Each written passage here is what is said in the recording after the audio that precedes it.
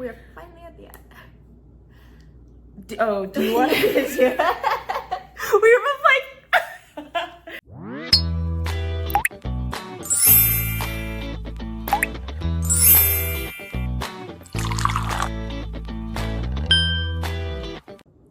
Hi guys, welcome back to our channel. If you've never seen our faces before, I'm Danny. And I'm Maria. And today we're going to talk about emulsifiers. Think about the products you use every day. I'm sure at least one of them is an emulsion.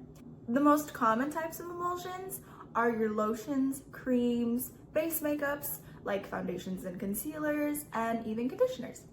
And how do we make emulsions? We use emulsifiers. So now that you know how important this class of cosmetic chemical is, think about how weird it would be if we didn't have them. But what exactly are emulsifiers? Let's get into it. So emulsifiers are a type of surfactant, and if you want to learn more about surfactants, see the description box below. We've linked our surfactant video where we go more in depth on what surfactants are and how they're used in cosmetics. Emulsifiers, on the other hand, allow two immiscible phases to mix or blend together. For example, oil and water don't readily mix, but with an emulsifier, a stable emulsion can be made. Emulsifiers can be chemically composed from alcohols, polymers, esters, fatty acids, proteins, and silicones. So it's really important to choose the right emulsifier for your system, as it can control the stability, the texture, and the application and feel of your product. In order to choose the perfect emulsifier for your system, you have to have an understanding of how they behave and how they interact with your ingredients within your formulation. So let's dive deep into the properties of emulsifiers and emulsions. Let's start off by explaining what a basic emulsion system consists of. As we stated before, an emulsion is a bicontinuous phase of two immiscible liquids. There are two main types, water and oil and water. And they are exactly how they sound. Let's take water and oil as their two immiscible phases. When mixed together, the emulsion works by encapsulating one phase within the other to create micelles. The ability of these micelles to hold their structure is what dictates the stability of the emulsion, and therefore is determined by the emulsifier used in the system.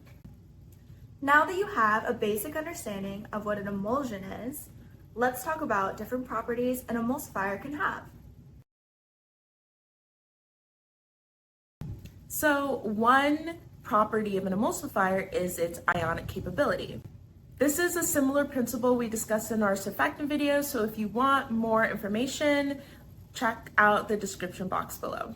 So, like surfactants, emulsifiers can be categorized by their charge. You have anionic with a negative charge, cationic with a positive charge, non-ionic with no charge, and amphoteric with a changing charge based off of pH.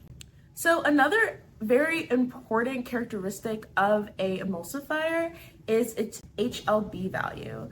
Now, HLB stands for hydrophilic lipophilic balance, and it's typically a number from 1 to 20 that denotes the size and ratio of the hydrophilic head and a hydrophobic or lipophilic tail. If the HLB value is low, it means it has more affinity towards lipids, and if the HLB value is high, it has more affinity towards water.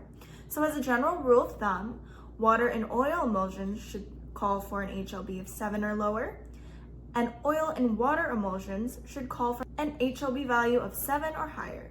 When needed, the HLB value for an entire phase may be calculated to determine the best emulsifier and at what amounts it should be used in the system. So we're at the end of the video. Let's go over what we learned about emulsifiers. An emulsifier is a type of surfactant that is used to create emulsions. There are two main emulsifier systems, oil and water and oil. Emulsifiers can be categorized by their ionic charge and their HLB value.